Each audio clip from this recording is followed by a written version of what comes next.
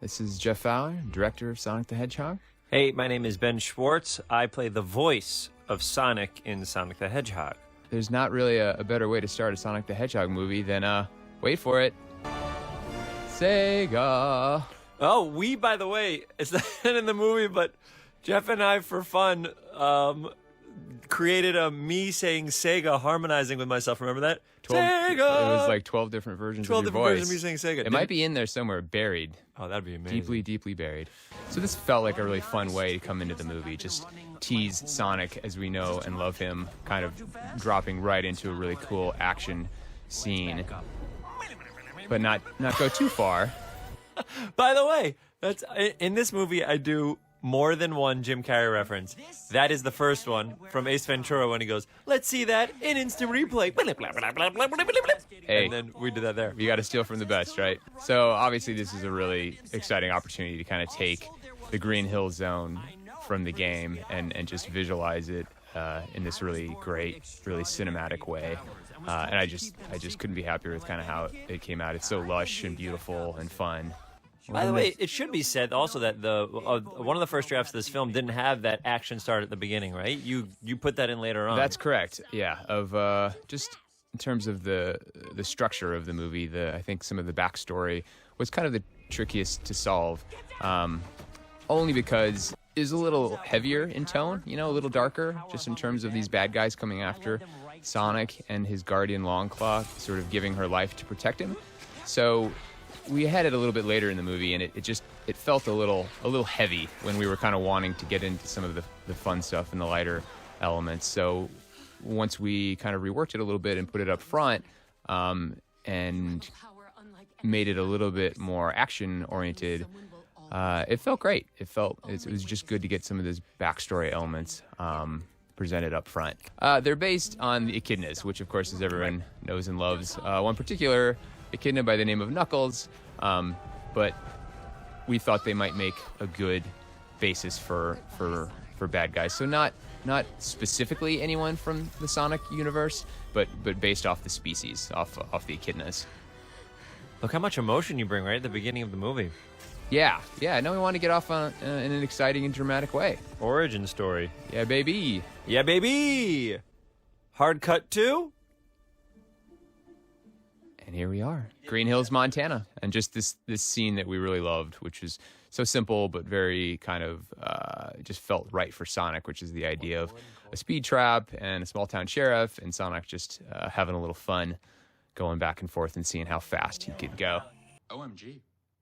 That's Adam Pally. I was in a sketch and improv group with Adam Pally and a guy named Gil Azari called Hot Sauce. That's how I started my career out at Upright Citizens Brigade in New York. So the idea that I get to be in a movie with Adam here makes me very pleased.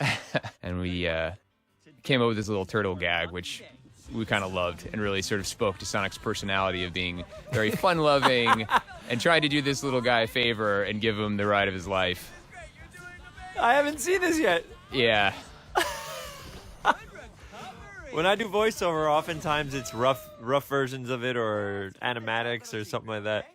And it's me promising you that it'll be funny when we do it. Yeah. Because it's usually, especially in the early days, it takes a little while to get everything kind of dialed in. And that turtle thing, when you added that was like, there was like a tiny little piece, and then you kept making that. Yeah. I remember building that beat out more and more and more. Yeah. So this was obviously really fun, kind of creating this little cave, this little kind of kid's bedroom for Sonic, and sort of show how he's been living all these years since he got to Earth, and sort of accumulating all this stuff, and just having his little routine and all his imaginative little ways of entertaining himself. Oh, that was an Easter egg, right? The bandana was an Easter egg? Yep. And you should point them all out. Here's another one, Hilltop Road. That's Hilltop Zone from Sonic 2. And of course, rings, about as Sonic as it gets. May or may not be some fun little Easter eggs on this map right here. Let's see if you can find them all. There's a Sega Saturn logo in there somewhere. I would say that's a great reference. There's a Sanic. Yep. And that guy on the left, Scott, that was just laughing as the bar patron, was a gentleman who doubled as Sonic in Vancouver, correct? Very funny individual. Really nice guy. Yeah, really great to have his help. Had a lot of fun designing these cakes, the good news and the bad news versions. Oh, you should talk about your background a little bit. Talk about like for people who may not have researched you a little bit, because I think your background helps so much in this particular project. And obviously, this is a huge opportunity to direct this type of movie, this scope. But I feel like all the stuff that you had in animation and directing in the past really culminated in this. So where did you come from? Where did you come from? Blur Studio in Culver City, California. Spent 15 years there working in visual effects and animation. Was hired right out of school by Tim Miller, directed Deadpool, and he's one of the producers on Sonic. And he just really created an amazing atmosphere for artists and animators, and I just really enjoyed working there. And one of the first things I worked on was actually Shadow the Hedgehog video game cinematics, and that created a really great relationship with SEGA, and we just kept in touch kind of ever since. And so the opportunity for Sonic came along, and Tim was very instrumental in sort of vouching for me and saying, hey, I think this guy would do a great job. And so I was very fortunate to have that opportunity, and could not have had a better experience making the movie. It's amazing. Even before that, you directed an animated short. Correct. Yes, thank you. I'm trying to help you out, man. God. Well, there was a short. It was called Go for Broke. That's right. And it was fortunate enough to make at Blur when I was there. That was probably my first directing opportunity, and actually went on to get nominated for Academy Award that year. Most of your stuff is in graphic animation, correct? Like most of the stuff is through computers, or can you do longhand? Can you do... You mean like 2D versus 3D? Yes, in terms of, because the stuff I've seen you do is mostly 3D. I definitely have a traditional sort of art background. I mean, 3D animation didn't really exist when I was in sort of middle school and high school, so it was all hand-drawn stuff and drawing. But then as soon as sort of movies like Jurassic Park and Toy Story came along, I was completely hooked by visual effects and what it can do for storytelling. So, and then I just wanted to find a place where I could study that, and that was the Ringling School of Art and Design in Sarasota, Florida. It was a great place to... Right next to the Ringling Brothers Circus, right? It is, yes, they are related. Oh, I was doing a bit. Is that real? Yeah, no, it is. It is. Whose kid isn't this somebody's kid? This is my nephew. That's your nephew. Yes, that was a very blatant use of directing power. You cast him. He did an amazing job. He did an incredible job. Yeah, he did a wonderful job. Now this is one of my this is one of my favorite sort of scenes in the whole movie, especially when Sonic comes out, and I just really spoke to what I wanted from the movie, which is this kid he's kind of living by himself, but he's got this really great imagination, and he's got this super speed, and what would it be like to have super speed and the wish fulfillment sort of aspect of playing baseball and being so fast that you can play all the positions.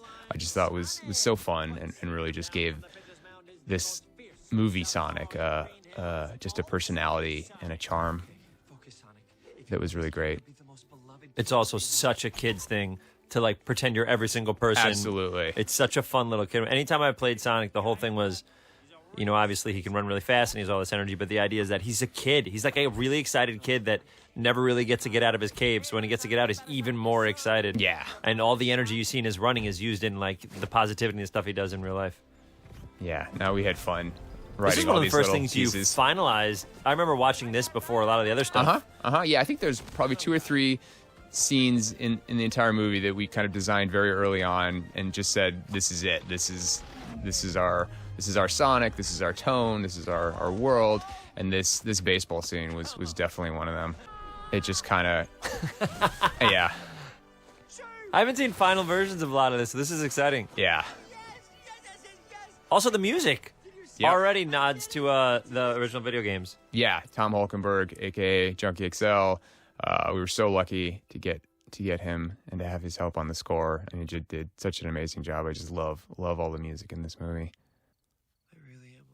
And then, so yeah, like the other side of this, I mean, all the fun we were having with Sonic playing all the parts, but then for it to end very sort of emotionally and really give you this, have you feel for this character and really understand that how hard it is, that despite the super speed and all his creativity and imagination, at the end of the day, it's not a replacement for having real connection. And that is what the movie is about, is Sonic needing to find that community, find a friend, find the family, which we just thought grounded it in some really relatable stuff. And also, it forced me to cry in the voiceover booth, which is the reason why you said anytime I cried, it made you happy, right? We're going in the right direction for sure.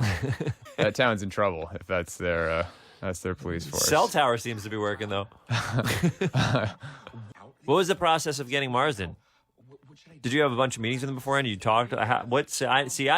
This is exciting for me because I was not there. I was in Vancouver maybe for 3 or 4 days. Well, what was great about James is he had plenty of experience with this type of thing. I mean, it's not an easy thing to ask of an actor, I think, to put them next to a tennis ball or to basically a character that's not there, and to get the right performance, especially a comedy performance. And James had done the work before and just knew how to do it and just absolutely crush it, because it is not easy to share a scene with someone who is not physically there.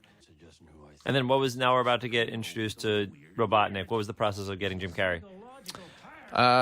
Just sat down with him and had a really great discussion, and obviously a huge fan of everything he's ever done, but certainly kind of grew up with all the classics, Ace Ventura and The Mask and Dumb and Dumber, and we were so fortunate that he was excited and interested, and he just brought so much to this character, because I mean, it was really funny on paper and in the script, but Jim just made it his own. He's so funny in this movie. Yeah, it's so original. And it hits a part of your bones that, like, you were, like, the movies, of course he's incredible and everything and has been, but, like, it harkens back to some of that stuff that you remember as a kid and his performances, and you're like, oh, he could just move his finger and he's funny. Absolutely. He's just a funny human. He just can't help it. I'm a huge fan of his. We used to, Dumb and Dumber and Ace Ventura, those are things that we, like, watched as if they were scripture. Right. Fake mustache, right? It says on the top banana. I'll never tell. Wow. Yeah, yes. It has to be. Yes. Look at it. It's amazing. Yeah, it was just, we had so much fun designing this character. I mean, obviously we wanted to be respectful of the source material, and Dr. Robotnik looks very different in the games, but this being an origin story, also wanted to kind of back into that look of Robotnik, and at least start him as sort of the government guy and ground him a little bit in terms of introducing him as a character, and then sort of build on that and then grow it into the character that the fans might be You're right. familiar It with. is basically an origin story for both Sonic and Robotnik. Yeah, I mean, that was really this being going back to kind of the inspiration in the 1991 game, and just keeping it very simple, keeping it Sonic versus Robotnik, and just really telling a really great story for each of them, and giving Sonic a really great character arc, which is why we felt we needed to sort of introduce him as a younger hedgehog running around his island, and then set him up on Earth, and then watch him go through some growth and development as he goes on his adventure. Also, all these little things, nods to all the kind of electronic building and tinkering that he does in the video games, right? All these egg pods and stuff like that. We definitely, there being the great debate whether it's Dr. Robotnik or Eggman, depending on which part of the world you're asking the question. But his drones, these little flying egg things, we thought it'd be fun for that to really be to inform why does Sonic call him Eggman, and it's because Sonic is sort of meets him through these little flying drones that are egg-shaped, and so Sonic refers to him as Eggman, just like Sonic refers to the Sheriff Wachowski character as Donut Lord. He just has these fun little nicknames for everybody, and Tika's character is Pretzel Lady. So it just kind of was a fun idea for Sonic to have developed his own description for people, just based on not knowing any better, because he's kind of living as this outsider looking in. What was it like for you as a first-time director to direct a legend right out of the gate, and also someone that you've seen be the lead of $150 million movies? So what was that like? Because for me, I would be, of course, if I was directing someone like Jim Carrey, I'd be nervous right off the bat. But I guess you don't have time. You just don't have time. So what was that like?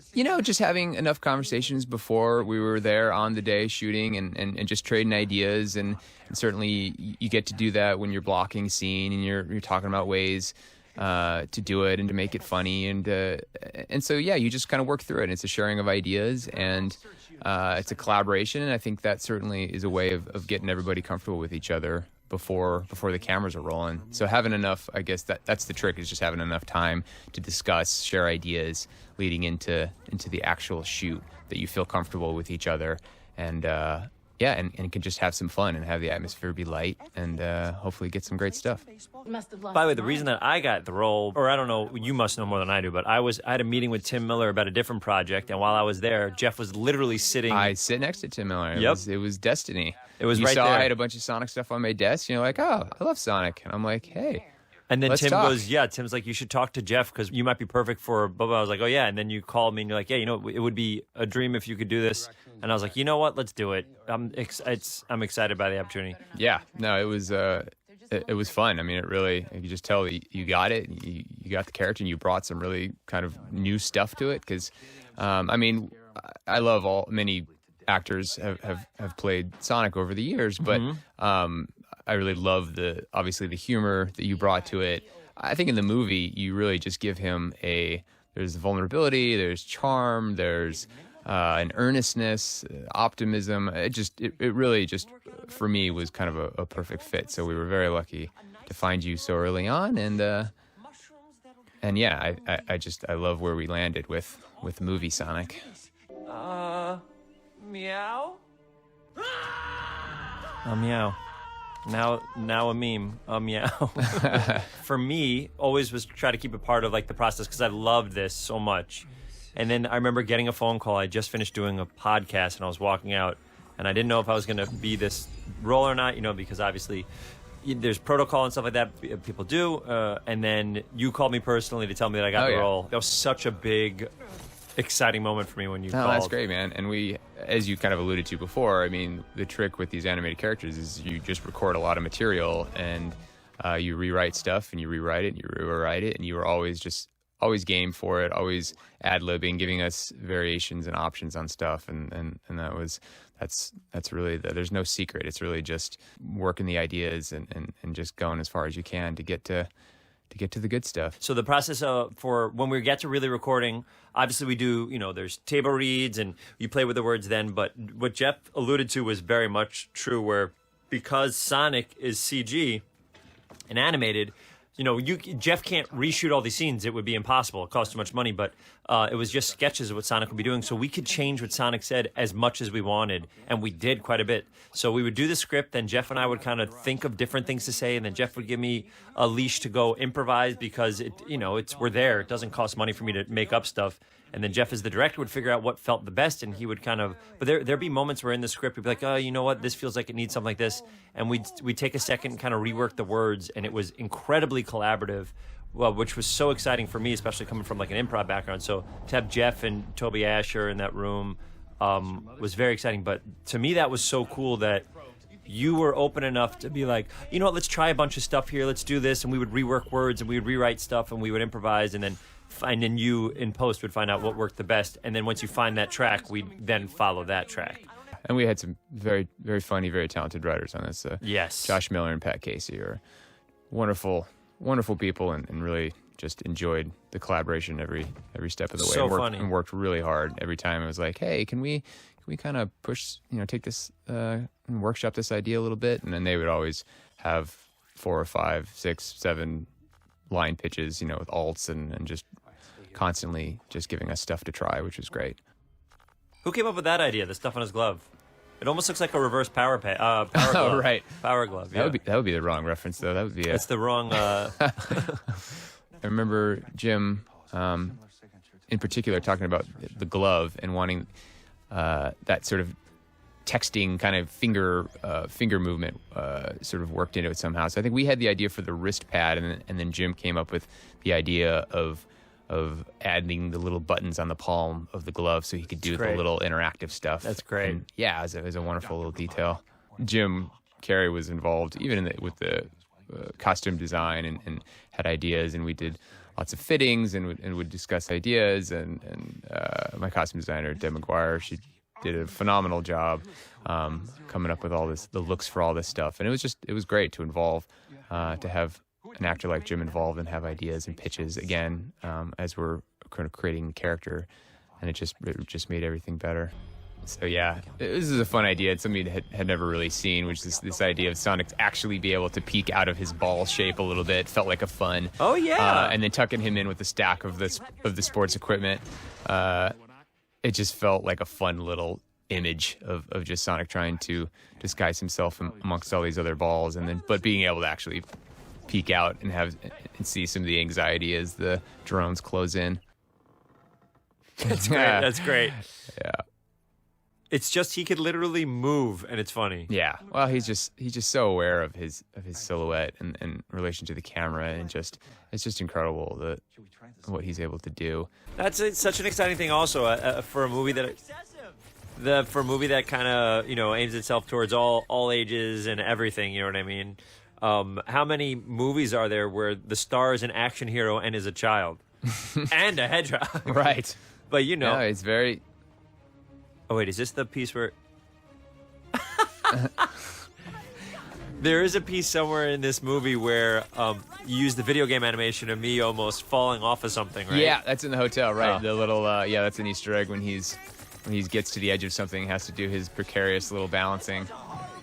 These are the toughest. Anything where Sonic and Tom are actually interacting physically, it's always tricky to get it to look right. These two worked amazing together. Oh yeah, Lee and Jim worked incredible. Yeah, Lee together. Majube as Agent Stone. I mean, they just really, it just took on a life of its own. I remember this particular being. Oh my goodness! That was Jim's pitch, and he was like, "Fine, put your hands on my mouth." Exactly, I'll do anything in the name of comedy, and rightly so. I don't think anyone would. He crushes. Imagine how nerve-wracking that must be. As someone like, "Hey, all your scenes are to play the foil to Jim Carrey being crazy." So what's in front of James right now in real life? Just a little gray ball on a stand. Little gray ball just on a stand. Height reference and kind of eye line reference. And you had, I remember when I visited set, you had many different versions of the Sonic things. Right. Well, we had a sort of simple one that was just kind of made out of rubber that you could just throw around. Yeah. Just because things tend to get a little beat up on a film set. And then we had one that actually had fur and quills and was more lighting reference. But here's the carry. I know. It's coming up. You shot me. There's a fish on my head. That's supposed to be a reference to our pets' heads are falling off from Dumb and Dumber. I hear it. All right, this is one of my favorite little bits. And he's Fluffy. Hey. Fluffy Sonic. All right, Adorable. whoever's making dolls. Time to make Fluffy Again, Sonic. How many things can we do to have fun with Sonic's appearance? And a fluffy Pomeranian version seemed like a lot of fun. If there's not a Funko Fluffy Sonic doll, I don't know what's going on. We will get there when we get there. I remember I literally saw a cut of this and I said, is there any way you can make that paddle game go on for way too long? You're like, maybe. I don't know. We have the technology. This has got to be such a fun day to shoot. Oh, yeah. It's just nonsense outside. It's Yeah. craziness. Look at this. Yeah. It's also very fun. One of the reasons I love animation is that whether it's for whatever TV show or this movie or something, is that I'll do the voice so early on, and then sometimes you go a little, you'll be big with it, or you choose your moments with it, and you have no idea what the character is going to be doing until they actually animate it a year and a half later. Right. Well, we try to do as many storyboards as possible, and that's kind of the same way you work in animation, where you really just want to kind of figure out what the beats are, what the staging is, but it's also really helpful for the cast and the crew to be able to edit them into a simple little story reel, and to be able to show someone like, hey, this is what the scene is. This is what we're doing. Yep. And that was always incredibly helpful, especially with something like Sonic, where he's not there. I mean, there's no way to really show what his action is when you're shooting. So having the storyboards, having the previs, which is kind of a fancier version of storyboards that actually involves some very simple computer graphics animation, it was just so vital. But yeah, when I was talking about the baseball field and how there was sort of a handful of scenes that we just really loved and kind of what we wanted to do with the movie in terms of just planting a flag and saying, this is it, this is our Sonic, this is our tone. That was basically the baseball field, but then also this bar fight, Frozen Moment thing, which of course we've all seen Frozen Moment stuff in Bullet Time, but we just thought we could do something really fun with Sonic and bring in the personality and humor and just kind of make it our version of slow-mo, which we thought ended up really fun. And again, going back to just Sonic's in a disguise. He's got a cowboy hat. He's got sunglasses. Give him props. Give him props. Give him props and give him props. You know what I'm always impressed with?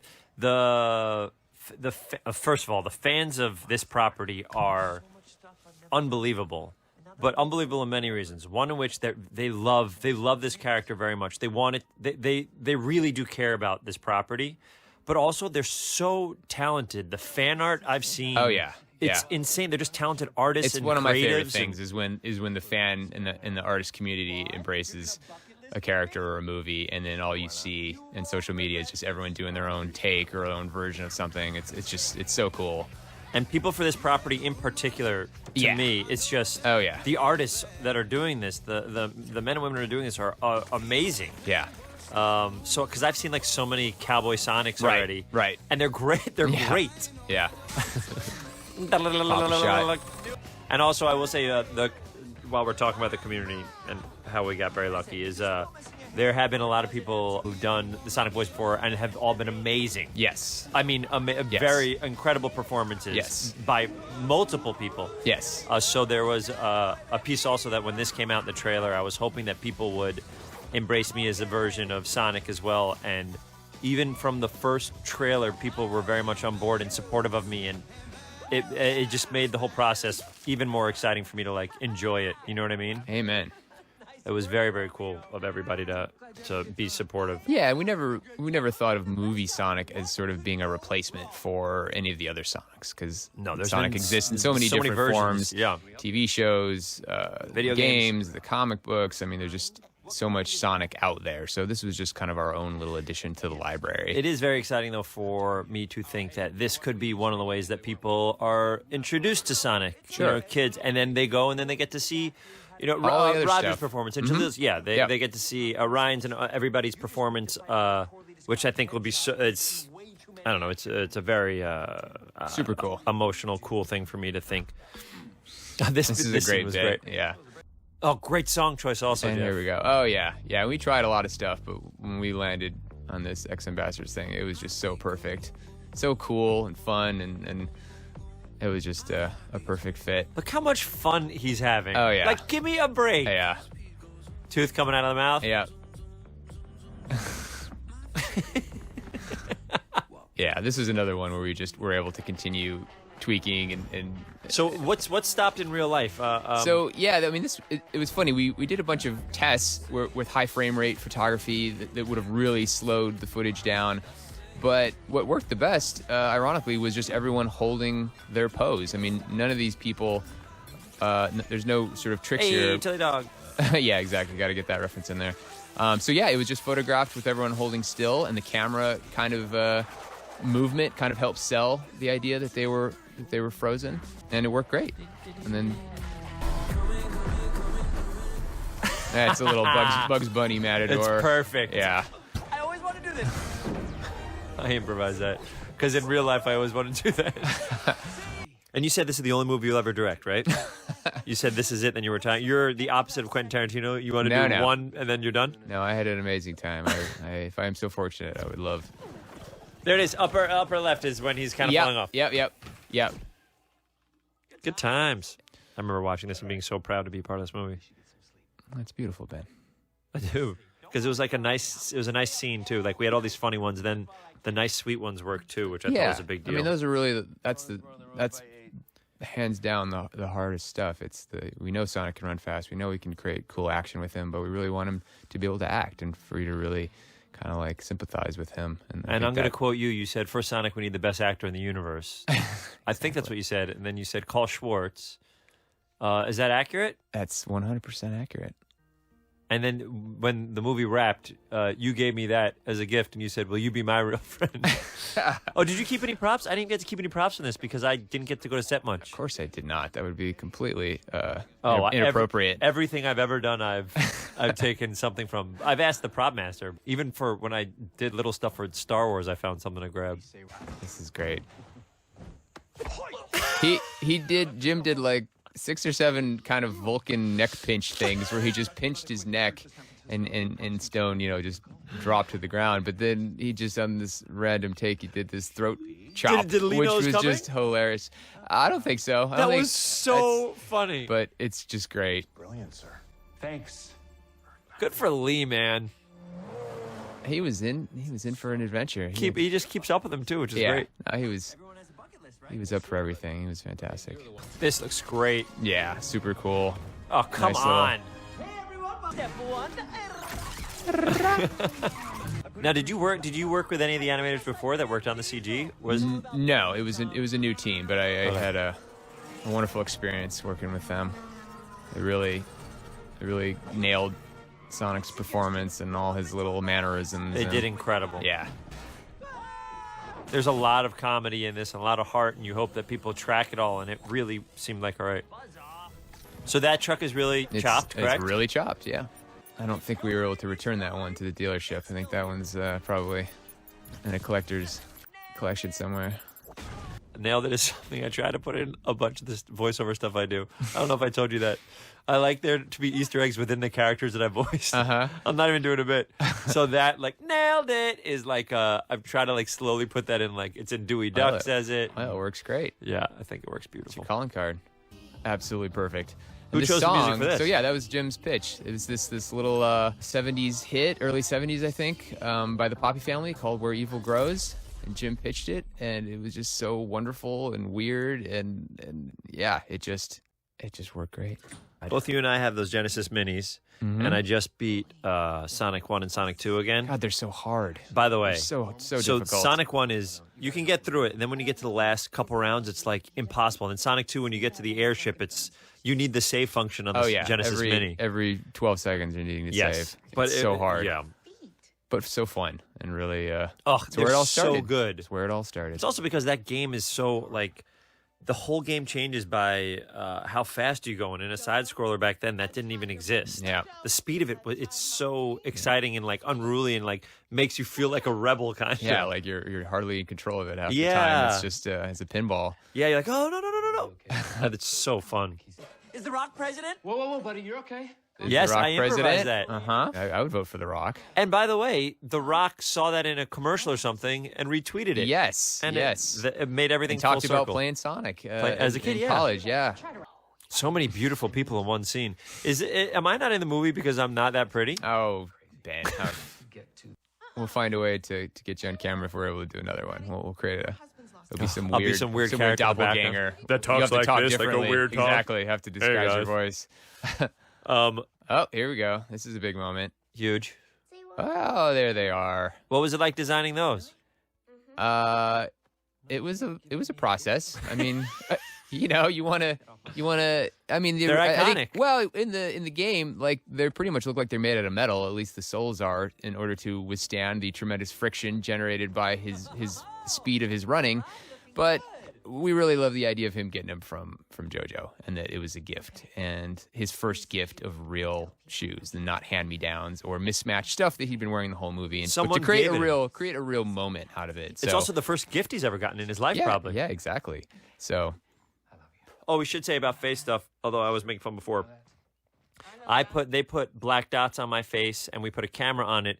So at the beginning, anytime we did the script many times, we did all the lines, you could see exactly how my personal face did it. And then I believe they matched a lot of the emotion to that. it's definitely a great reference because, I mean, faces are very complicated things, and expressions are very complicated. And anytime you can have a little bit of reference, give you an idea of what makes the expression great or work, you grab it. And so, yeah, you were very patient with us for We putting did all that those little we dots did on your it face because 3 it or 4 looks times. weird. Maybe more, 4 or 5 times. And also you're tethered in by a cord, so you can't go as Very crazy. unnatural, yeah. I remember you having like neck pain, right? Or Yeah, it was, because like, the a weight of the strange- camera we did 6 hour recording sessions. Thank you for your patience. Really appreciate it. And then after we got enough of the visual stuff, then it was back to like how I've done animation stuff for the past 15 years of my life. Right. Anybody there? I mean, yes, it's a child, but it's not mine. Great line. Great look. Why would I like it in here? This is worse than the dog cage you had me in earlier. Such a kidder. We did 100 different versions of that. But you have to, again. You got to just That's keep the pushing. I remember I listened to an interview of Jim Carrey because I think he's amazing. And he talked about how he likes doing a lot of takes. This was, again, years ago, so I don't know how different it is now. You know better than I. But he said he liked to do different takes because it's all about what happens at the end. Why not cover everything you can? Mm-hmm. So in the end, you can choose you have the options. best. Yes. Yep, so absolutely. in an interview I heard about him, he's like, yeah, I do enjoy taking a lot of takes. And I think if we're thinking about the end result of the film, it's always helpful. And I was like, oh, that's kind of amazing.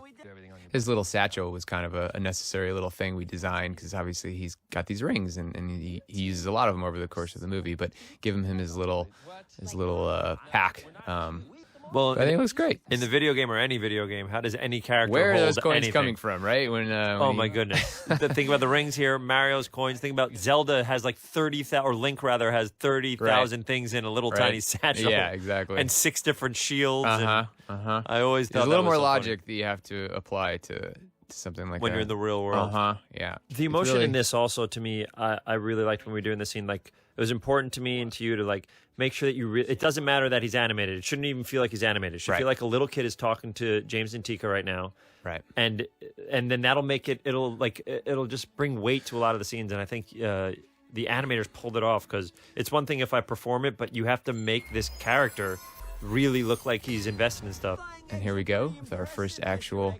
reference to Eggman. Oh, you're about to see a great Jeff Fowler pitch that I love that he did. This was something we did late in the game. Not this, sorry, not the bullet time, but me going down and going pew pew pew pew pew was a Fowler pitch at I remember near the end. Yeah, and I was so happy you pitched it. Hey, that's an Easter egg. When Sonic gets hurt, all of his rings go like that. And the noise. There's the townsperson, Farmer Zimmer. That was Hans Zimmer? No, Farmer Zimmer. Can't believe that's Hans Zimmer. Bounty hunting is a complicated sport. That's not Hans Zimmer. Werner Herzog. Werner Herzog is in Complicated Sport. Sorry, not Hans Zimmer. Now we're off to the races. Now, you must have had this vizzed like crazy, you know? Yes, we definitely did previs for this just to really figure out what the angles were, what the action was. So how much of this is filmed? How much of this is on a crane? How much is Just dolly? about all of this, a lot of this was filmed, and then some of it kind of becomes the reference material for a 3D version where you're kind of just mapping the world and the buildings onto objects in 3D space. And this felt important kind of to close the loop on our opening scene. Which was, by the way, if you remember, that the movie did not start like that. So for you guys to find those beautiful, bookends was great. And then coming up, Smash Brothers pose. Hey, love it. Another one. All right, so tell us anything. Well, this is everyone was really excited about this early on, this idea of using the rings to sort of hop around the world and have a chase sequence that's jumping from the Great Wall to the pyramids, and it just really felt very, like, had a lot of scope and was very cinematic. And also using the rings as transport is something taken from the games, right? Yes. I guess you could say, because you jump through the big ring every now and then. One thing we realized with this sequence in an early trailer, the trail on Robotnik's egg pod was actually blue because he was just using the power of Sonic's quill. So they thought, it would be Sonic power, so it would be blue. But then a little down the line, we were like, you know what, though? Like, in these wide shots, you just cannot beat red for villainy and for evil. So we made that little adjustment. And it just helps felt, you track them also. Exactly.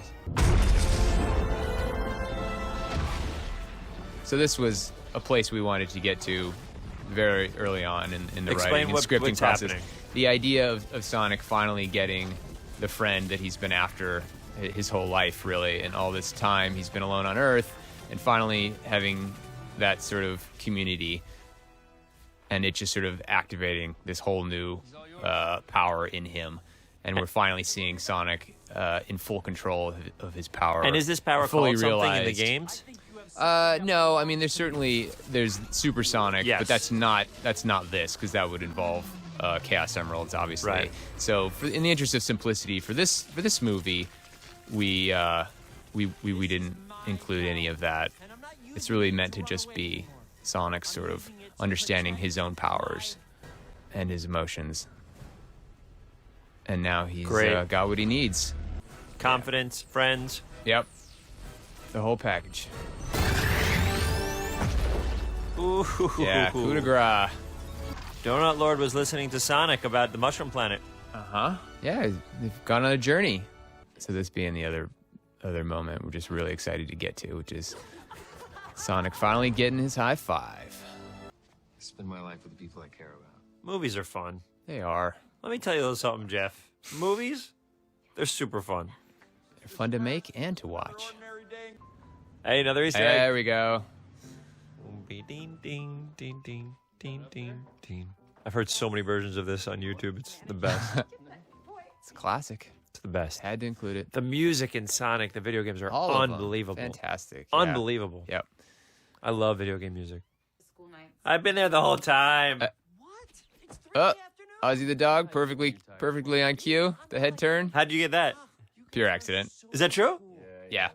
I think somebody was shouting instruction at him from off camera, and he just happened to turn his head. So, which was great, and we could use it. So another moment we just always felt just really kind of perfect was to reunite Sonic with all of his stuff. But now he's got a roof over his head, and rather than being the outsider looking in the window of the home, he's in the home. How'd you choose the props and stuff? Are there, because it seems like a lot of 90s reference, obviously Flash for the speed. Yeah, well, the other thing that kind of seemed like it would make sense was you don't want Sonic actually stealing, like kleptomaniacs stealing stuff directly out of people's hands, like a bunch of current, like sitting there with a tablet and so it's and a like bunch stuff of people left behind. Exactly, it's like secondhand, which also gives it a little more charm, I think. Where Yeah. he's just taking stuff people have discarded or don't want. Racecar bed, perfect. Well, Yeah. There's a reference to the Archie comic series there with the race car bed. Lots of Easter eggs in there, folks, in that room. There's a Sega Genesis. Yeah, tell in them that. Some of these things you're just going to have to go hunting for. in And the then? film. Yes. My grasp on Down, but not out. Robotnik is making his way on the Mushroom Planet. Haitian Stone. He's turning into full Robotnik, Definitely with Even the the mustache and the voice. bald. Uh-huh. right? It's an evolution for sure. And I think we have more work to do, but he's definitely getting closer right to direction. Yeah, exactly. This is all just scraps from his egg pod in the back of his backpack there. And he still has a quill, which looks like maybe now it's managed to regenerate a little bit of that energy. Hey, there's the little guy. Directed by Jeff Fowler. Jeff, you did an amazing job. Thanks, man. We had a blast. Pretty incredible. I mean, this is just a dream. Great I mean, writers. combined three of my favorite things. It was movies, animation, video games. I mean, really, it was a dream, and I had such an amazing experience. I'm so proud of how it came out. You did such a good job. I'm so proud Thanks, to be a man. part of it. Oh wait, there's one more scene. What's this? Hello, if these readings are accurate, Tails. he's here.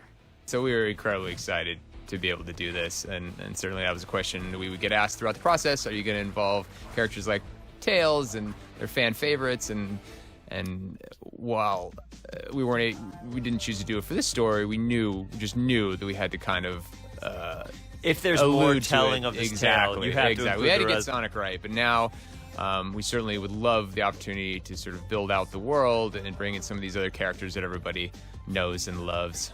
Hey, voice of Sonic. Hey, Ben Schwartz, love that guy. Was there always plans to have Tails at the very end of it?